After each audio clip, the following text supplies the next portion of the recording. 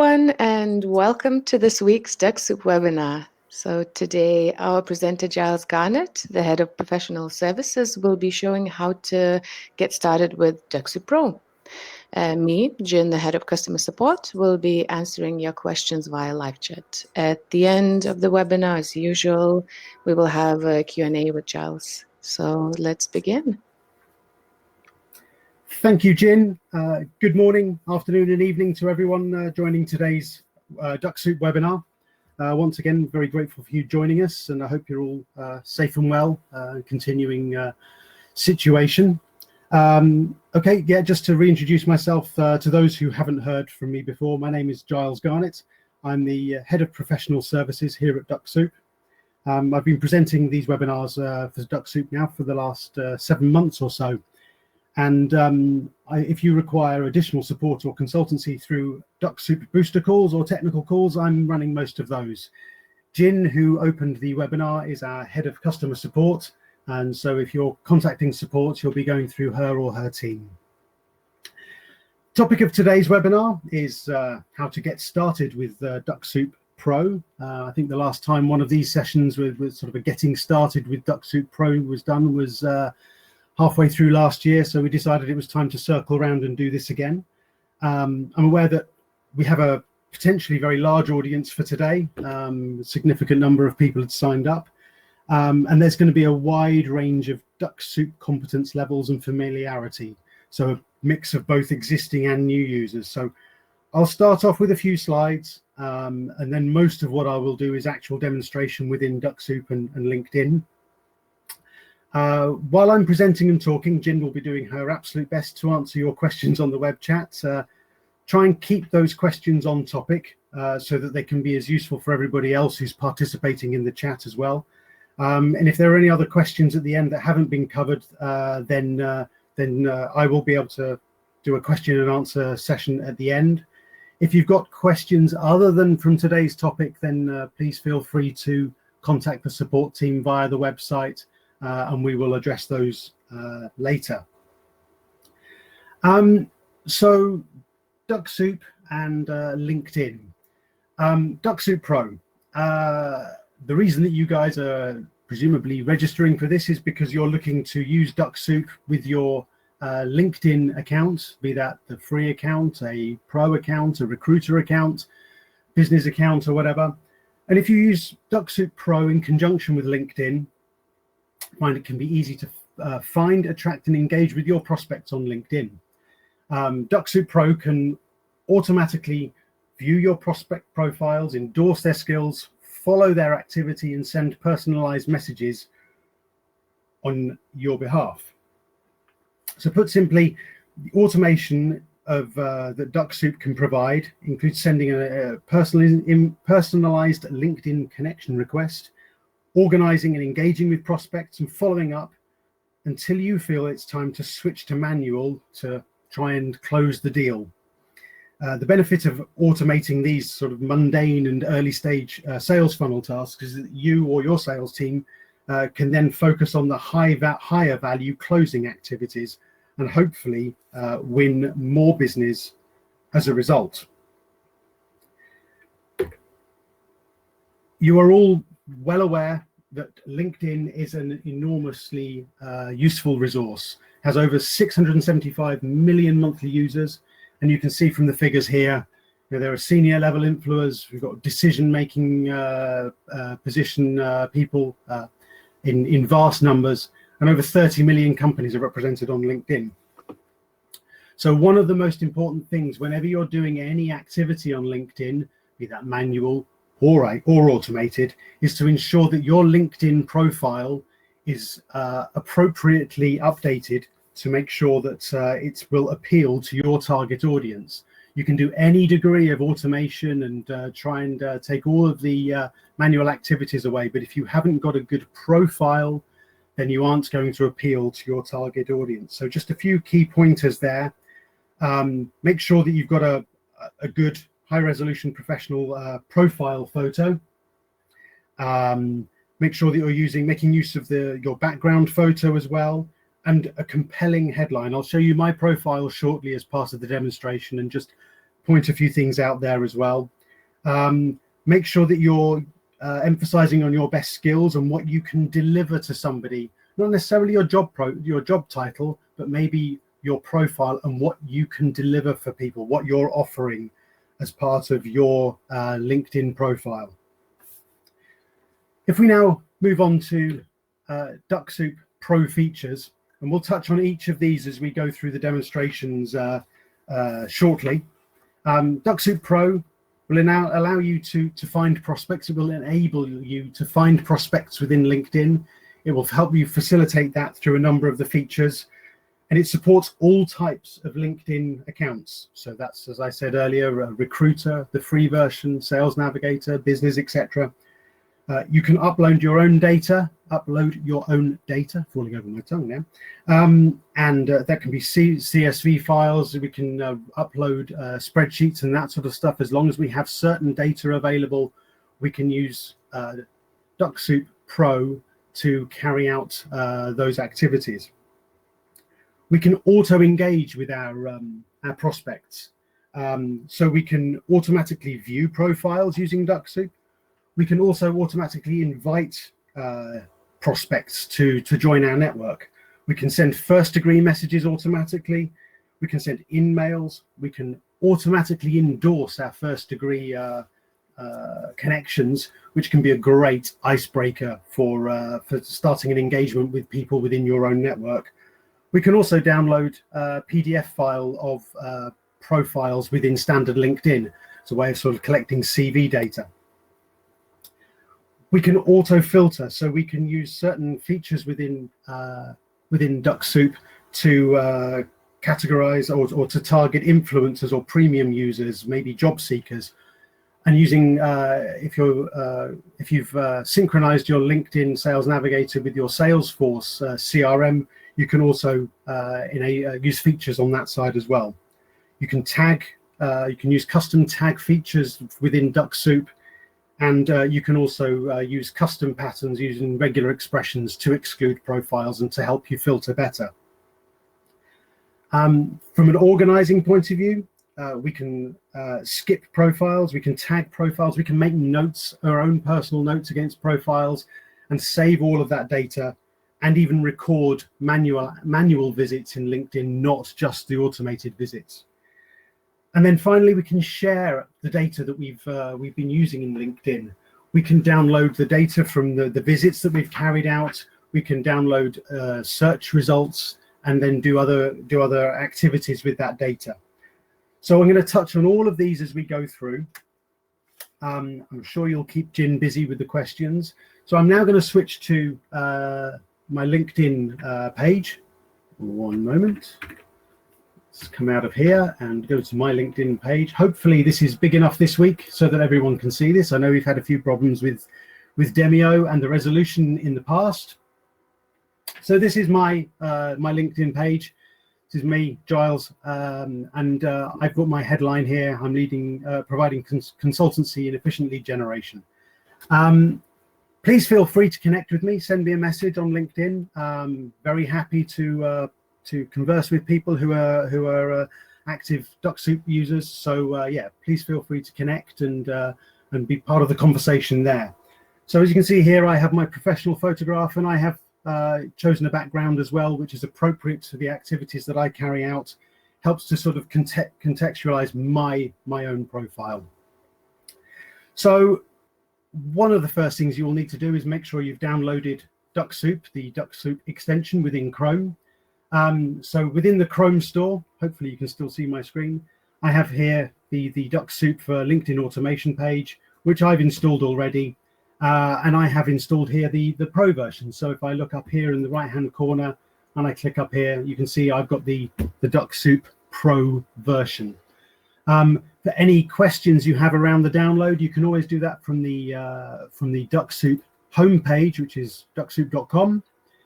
You can download direct from here as well as without having to go into the Chrome store. And if you scroll further down and you look at under the pricing section here, you can see here the various tiers of product that are available. And we are focusing today on the professional version. And you can see here all of the various functionalities which we're going to cover through today. So we'll go back to my LinkedIn profile and we will open the Dux Soup options. So we now click on a single click on the Dux Soup icon, and I'm going to go to my options here, and that will open up a new tab. And this gives us the engine room for Dux Soup, where we can set up all the activities that we want to carry out on our behalf. First thing which I would like to emphasize on is keeping your LinkedIn account safe. So the first tab we're going to look at is the throttling tab. And this tab here helps us determine the speed at which we would like the robots to run on our behalf. Dux Soup is designed to to mimic human behavior. So it will open profiles, it will click on various places within the profile to mimic human behavior, to minimize any risk of automation being detected by LinkedIn. And what we have here is the ability to control how fast or slow the robot operates on your behalf. So here, as you can see, my settings are set up as random, so there's no pattern to the visits that are being carried out on my behalf. But you can see here that you can customize these to various levels. Always recommend to people, especially when they're starting out with automation, to start slowly. And gradually build up over time if you want to. For me, the most important thing is finding quality contacts, not necessarily huge numbers of contacts. So I focus very much on going slow and steady. I tend to have mine set up as random, so it says there's as little pattern as possible. But if you have Dux Soup running on your behalf in the background over a number of hours during the day, and depending on the type of LinkedIn profile that you have, you could be visiting several hundred profiles a day and sending out similar number of invitations and that sort of thing. So this is very important, the speed that the robot will visit profiles at. Scanning is when we're scanning results to extract, and we'll demonstrate that later as well. And what I have here is I have it set to pause for 5 minutes after every 20 visits. And under the daily... Sorry, Giles. Yes. Would you be able to zoom in a little bit, because it got very, very blurry again? Oh dear. Apologies. Let's go even bigger then. Is that any better? Yes, a little bit better, thank you. Okay. Maybe that's even better. We'll try that. I know we've had some problems with Demio in the past. So yeah, as I was saying, the speed of the robot here, you can control that. I personally run it slowly, and that's my own view. And I always recommend to people to start slowly and build up from there. Now, depending on the type of LinkedIn account you have, determines how many profile views you can carry out. And Dux Soup will auto detect what sort of profile you have and how big your network is, etc., and control your behavior of the robot on your behalf, unless you choose to override it here by clicking this box. I have this also set up so that the robot goes into snooze when any one of my daily limits is reached, or as dictated by the robot planner. Now, the planner allows you to decide when you're happy for automation activities to take place on your behalf. This is another feature of Dux Soup, where you can determine the hours that you wish the robots to be active. As you can see here, I have mine configured. The bright green time slots are when I'm happy for the robots to act on my behalf. The grayed out times are when the robot will go into snooze mode, so it won't carry out any automated actions then. One of the reasons I do it like this is because there are certain times of the day when I'm using LinkedIn manually quite heavily for messaging, etc. So I choose not to have overlapping activities with my automation. If you've got automation happening at the same time as lots of manual activities, there is the possibility that LinkedIn could detect multiple actions at the same time and suspect that there's either automation happening on your account or that you have allowed multiple people to have access to your LinkedIn account. So I try to minimize and minimize the overlap and separate my automated actions from my heavier, should we say, LinkedIn actions when I'm responding to messages, etc., and doing manual surfing of profiles. I tend to work Tuesday and Thursday evenings because I'm covering the US time zone at that time. So that's why I have the robot running then as well. A lot of that's for demonstration purposes, etc. So that's how I have the robot set up, and it's completely customizable. You just click on a square to change the color, like so, and then press the save button. And then that will determine when the robot will run on your behalf. It's very important to make sure that you keep your account as safe as possible. And through the use of the throttling in conjunction with the planner, you can make sure that that's kept safe. You can also determine how busy the robot has been on your behalf based upon the number, the counter that appears by the Dux Soup icon in the top right-hand corner. There's a counter there, and you can reset that or choose for it to show you how busy it's been per day. So you can use that to monitor how active the robot has been on your behalf. Okay, so we've now covered how to install. You've got it all set up. You've got Dux Soup Pro installed. The red color of the robot means that I've got Dux Soup Pro. If you've got Turbo, you'll have a more turquoisey color, and we'll be covering that in 2 weeks' time in the next webinar, the features of Turbo. So today we'll focus on Pro, and we'll look at the actions. And this is the first tab here of the options screen in Dux Soup. So here we have all the various options that we have to carry out automated actions on our behalf. And the most obvious and the most commonly used one is the top option here to send connection requests to second and third degree connections during visits using standard LinkedIn or Sales Navigator. So if I now turn on this option here, you can just have this turned on, and then whenever you are carrying out a visit, you can then, whenever you have a list of prospects, you can then say, right, I would like to invite these people. So we'll now go through that step now. We're going to carry out a search in LinkedIn. And what I'm going to look for is I'm going to look for people who are working in lead generation in people. I'm going to just do a keyword search, lead generation people, and this has come up with 2.6 million results, and that's not very good. That's far too big a results to be able to do that.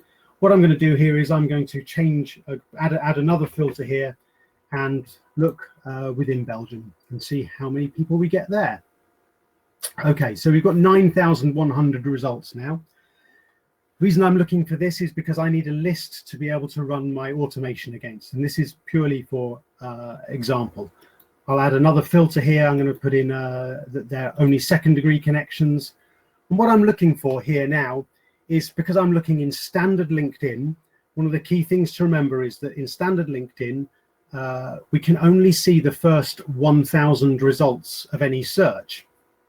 In standard LinkedIn, we get to see 10 results per page and 100 pages.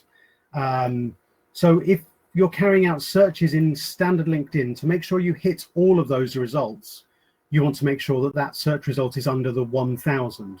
Now, if you're using Sales Navigator environment, you get to see the first 100 pages as well, but you get 25 results per page, so you get to see 2,500 results.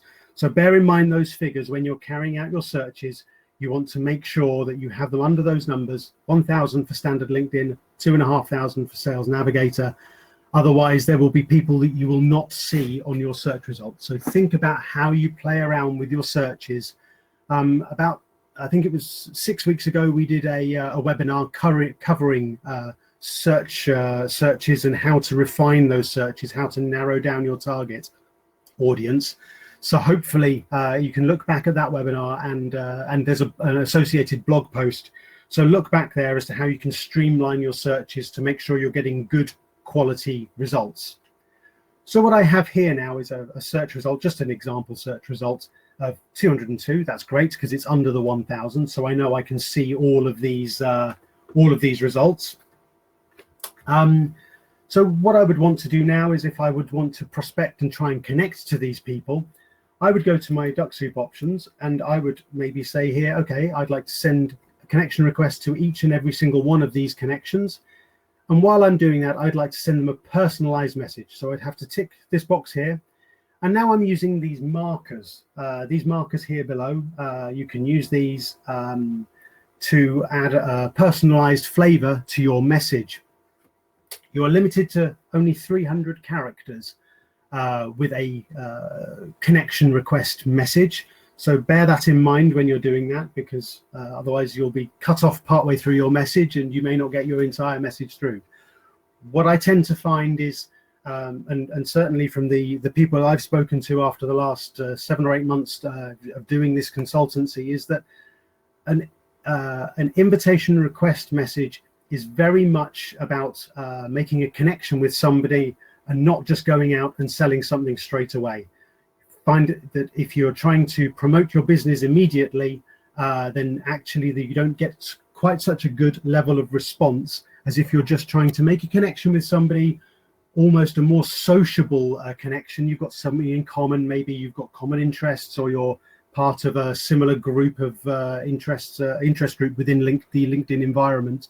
You have a good way of getting your foot in the door then, and then it's actually the follow-up messages that come subsequent to making that connection that actually result in a better prospect for being able to make future business relationships, etc. So we've now turned on the send connection requests to second and third degree connections here. So what I would do now is I would go back to my, from a very basic point of view, I could go back to my search result here.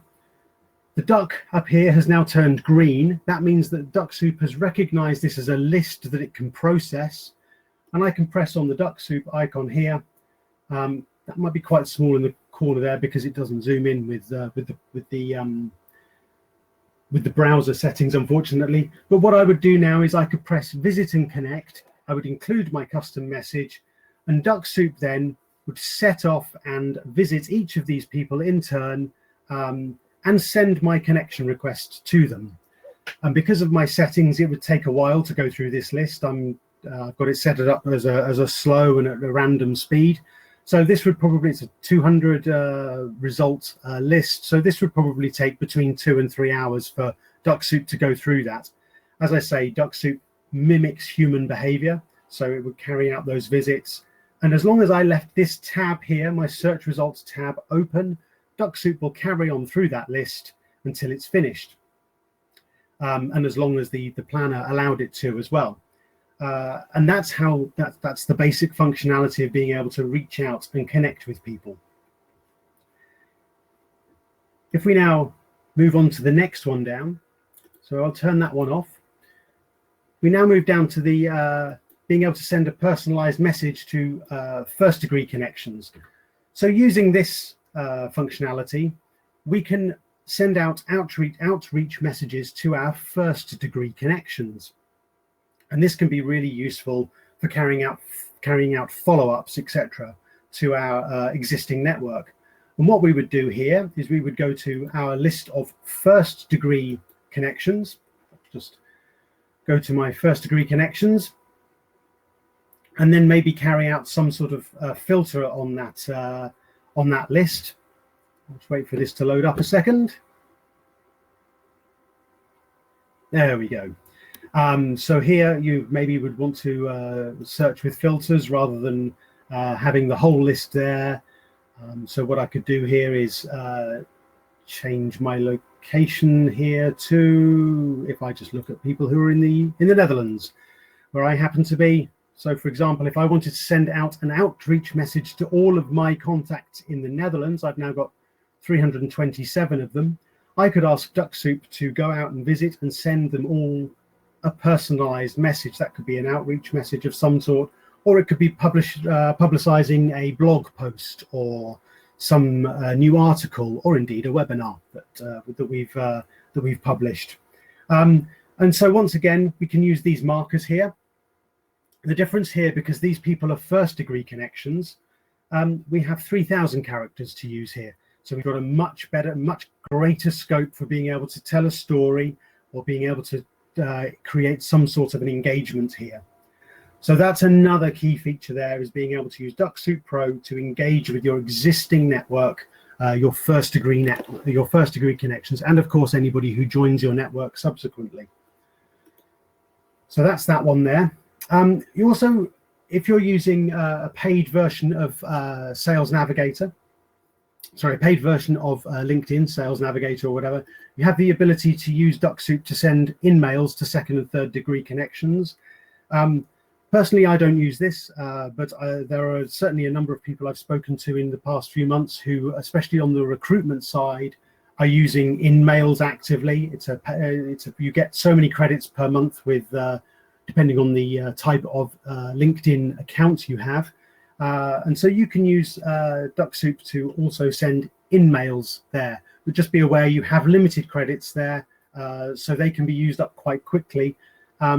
Personally, as I say, I use the top two here, and that's what works for me. Other features that we've got on this page here, you can follow any profile using standard LinkedIn. So that's just following them in your news feed. So whenever you visit a profile, then it would automatically follow them. If you changed jobs or maybe set up a new business, for example, you may want to use the next one. So disconnecting a profile from your network using standard LinkedIn. So you would carry out some sort of a search on your first degree network. You'd come up with a list of people in your first degree network who potentially you may want to disconnect from due to a job change or circumstances. And Dux Soup can then also visit those profiles and disconnect from those people, remove them from your network. I have certainly spoken to a few people who've got networks in excess of 20,000 people, and they're getting towards the limit of their size of network, and they've actually been actively using this feature as well. Within Sales Navigator, you have the ability to save any profile as a lead. I believe you are limited there to 250 leads in Sales Navigator. Don't quote me on that one. I'd need to double check that, but I believe it's 250 there. But that's also a mechanism that some people use within the Sales Navigator environment.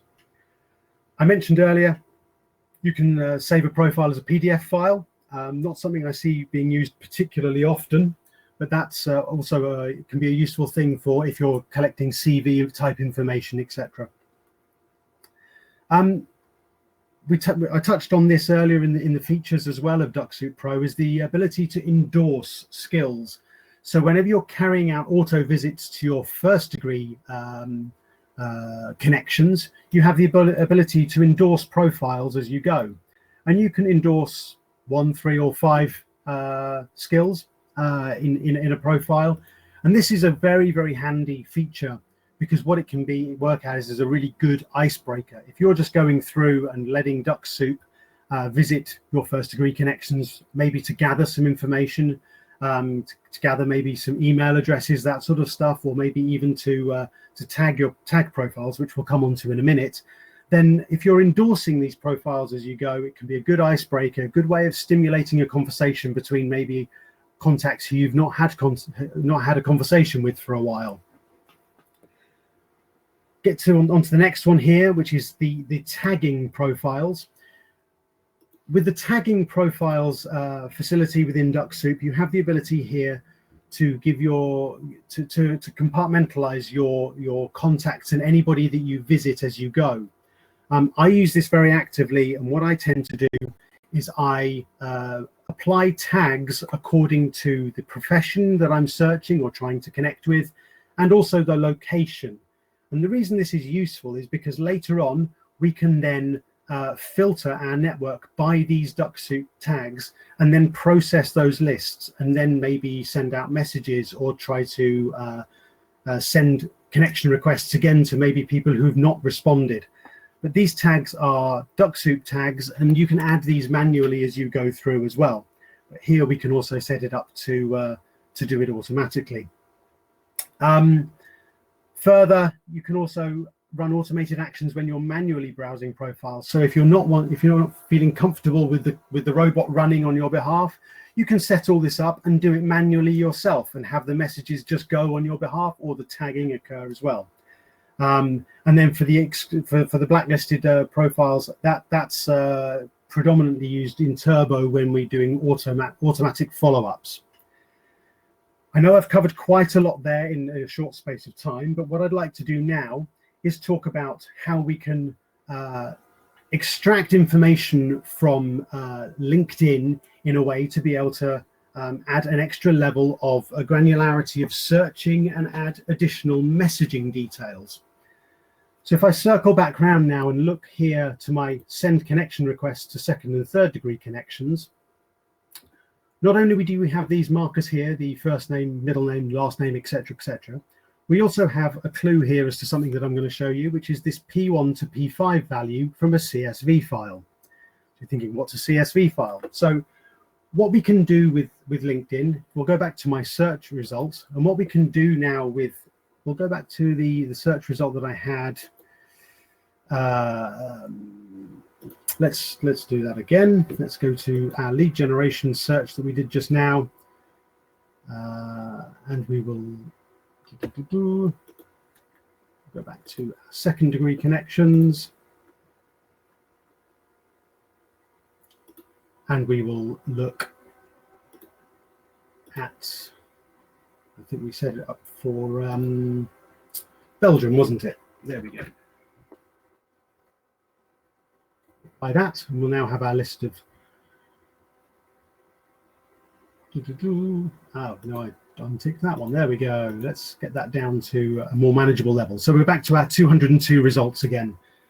Now, any list in LinkedIn, we can not only just ask Dux Soup to go off and visit profiles, we can also do something called scanning profiles. And this is a very handy thing within Dux Soup, because it allows us to add more data and do something else with it. If I now click on the Dux Soup icon here and I press the scan profiles button, before I do that, I'm going to clear my data, so haven't got any other data in the background there. So we've reset the counter to 0 now, so we know that we've got a clean set of data. What I'm going to do is I'm going to press the scan profiles button, and Dux Soup will now scan some high-level data from each of these profiles that have come up in my search result here. I'm going to let this run for a minute or two while I'm talking, so we've actually got some data. What Dux Soup is now doing, it's just looking at this search result and gathering the high-level data. It should be. Don't believe it's gone into snooze mode. There we go. It's now going to reload the list and starts to scan the data from this search result. It'll scan the first page. You see the count has just gone up to 10, and this is Dux Soup now automatically scrolling through the result. It's not actually carrying out any visits here. Just press the stop button. So there we go. We've got 10 results here. So what I can do now with this information, I was expecting it to scroll to the second page, but we've got some data, so that's the important thing. Is we can now do something else with this data. If I press now the download data button here, we can see here that I've scanned 10 profiles here, 1 page of a result. If I press that button there, that will create me a CSV file. And if I open the CSV file, you can see the information that we get on here. I suspect I'm going to need to zoom in somewhat. Bear with me one moment.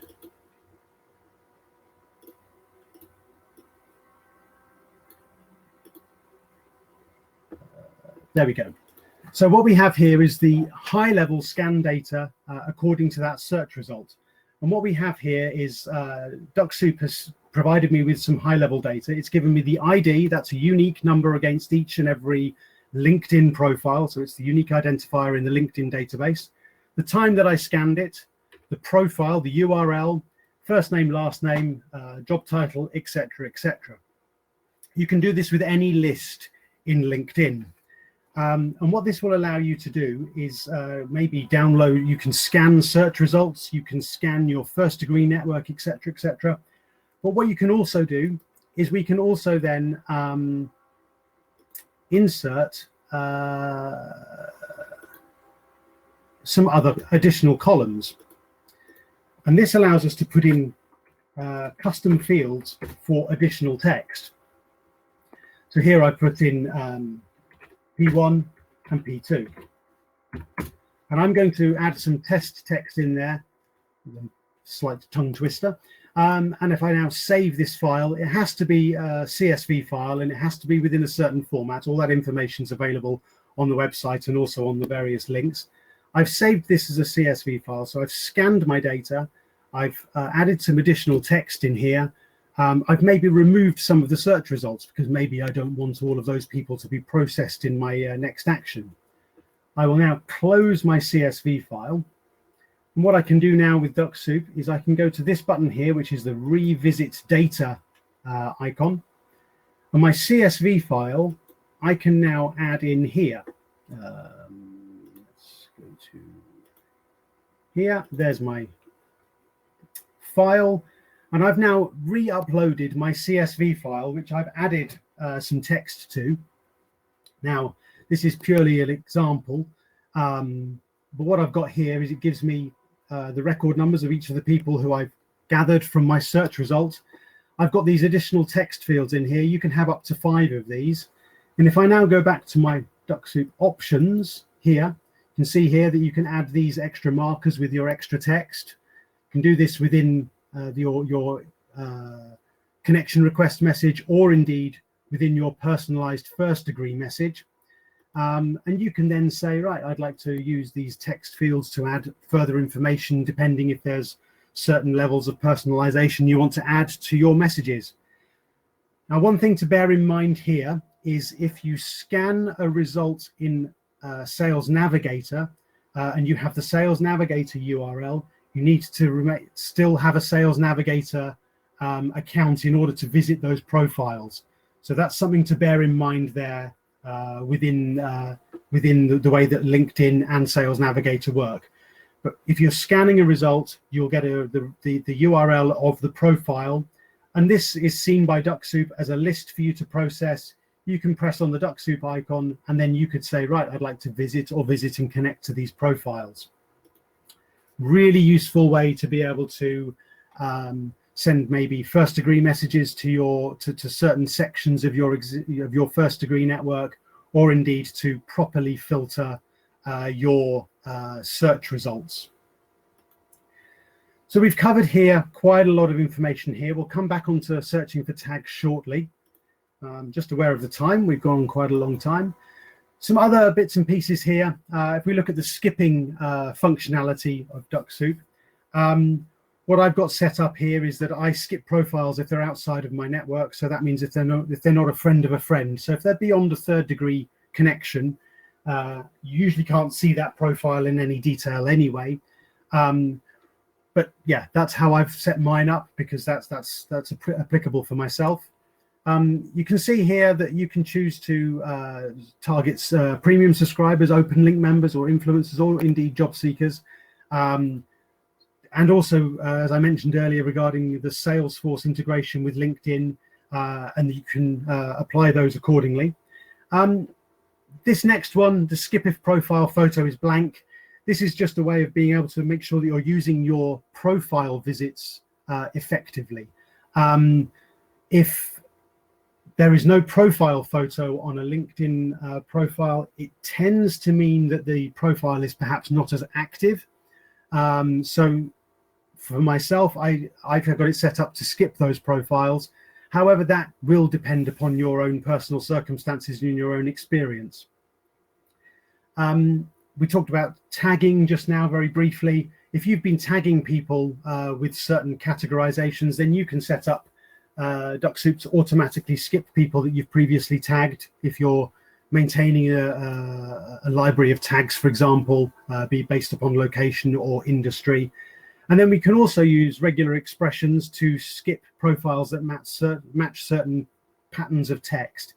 I've got an example here whereby if anybody has AT&T, Verizon, or T-Mobile in their high-level description that appears on a search result, then if I turn that one on there, then those profiles would be skipped automatically.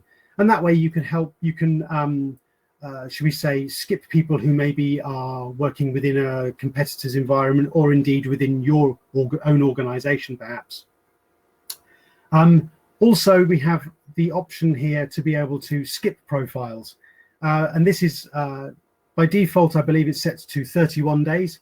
And that's because whenever you visit a profile in LinkedIn, the person that you visit, whose profile you visit, gets a notification. And perhaps you don't want to be coming back around and visiting profiles again and again and again, especially if you're using similar search criteria as you're going through. So this can be a way to effectively use your search, your profile views. You do have a limit of profile views depending on the type of LinkedIn profile you have. So that's something else to consider is the history skipper there. I've talked about throttling quite a lot at the beginning, keeping your account safe and making sure that your actions are appropriate. Connect functionality is all part of Turbo. I'll be covering that in 2 weeks' time, so I won't touch on that now.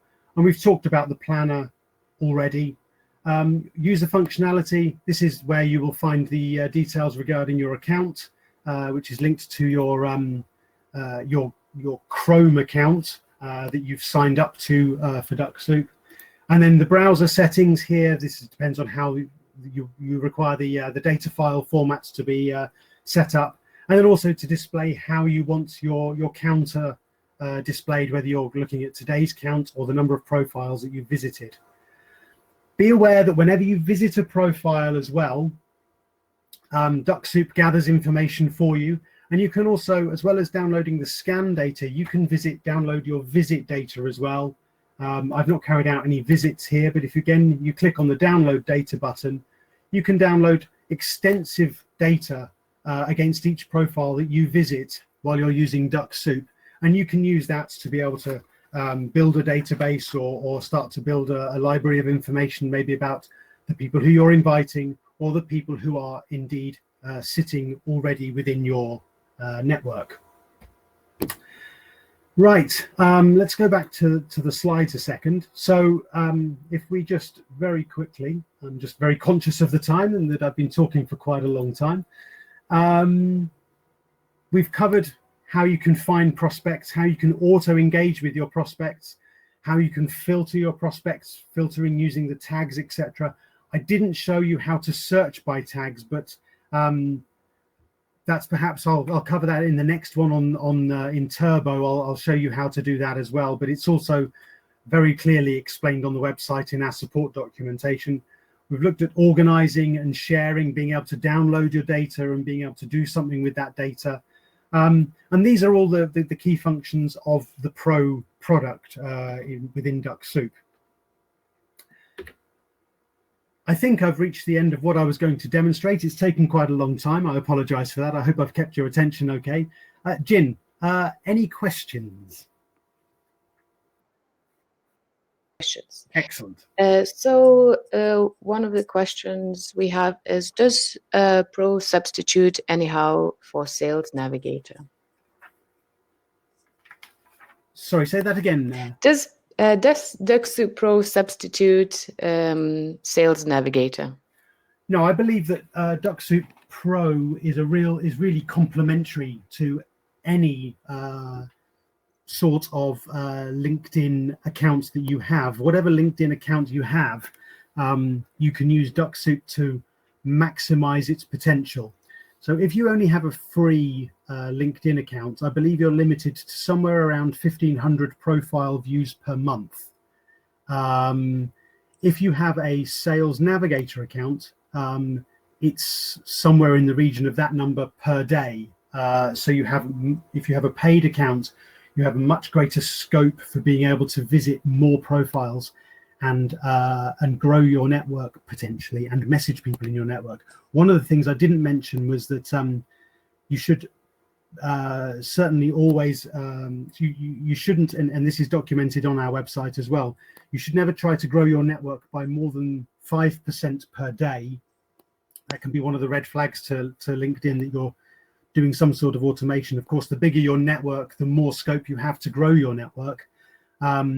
So yeah, never try to grow your network by more than 5% per day. But I certainly wouldn't see Dux Soup Pro as a substitute to Sales Navigator. I would see it very much as complementary and being able to hopefully facilitate and give you the opportunity to maximize its potential there. Yeah. History skipper used when visiting, connecting, or for the first time, or sending first degree message after already having connected? So the history skipper will literally look at the timestamp that you last visited a profile and will apply that accordingly. So if you've visited a profile and sent them a connection request on, for example, today, the 12th of May, then any automated actions, if you've got that set at 31 days, any automated actions that you try to carry out against that profile for 31 days won't occur because the history skipper will skip that profile. So if you're sending out outreach messages to, for example, to your first degree network after someone's joined your network that you've recently has recently joined, then you would probably want to change that that time scale accordingly.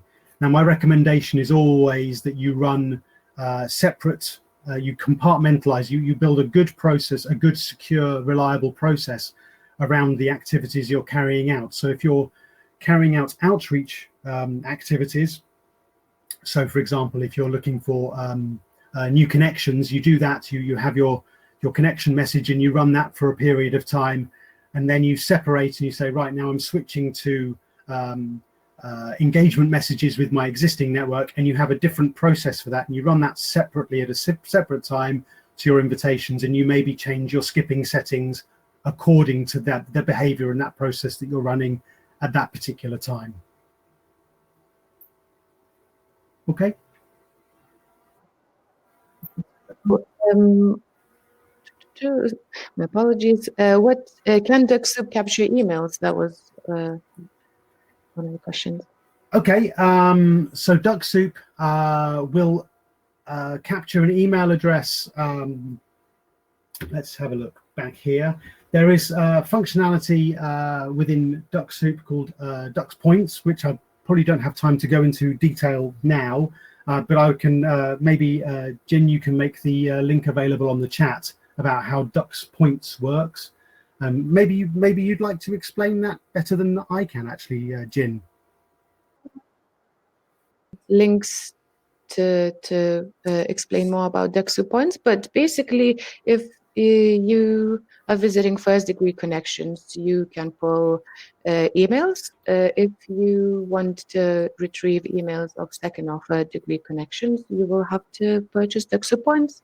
And if you want to learn more about Dux Soup Points, you can always contact Dux Soup support, and we will be happy to tell you more.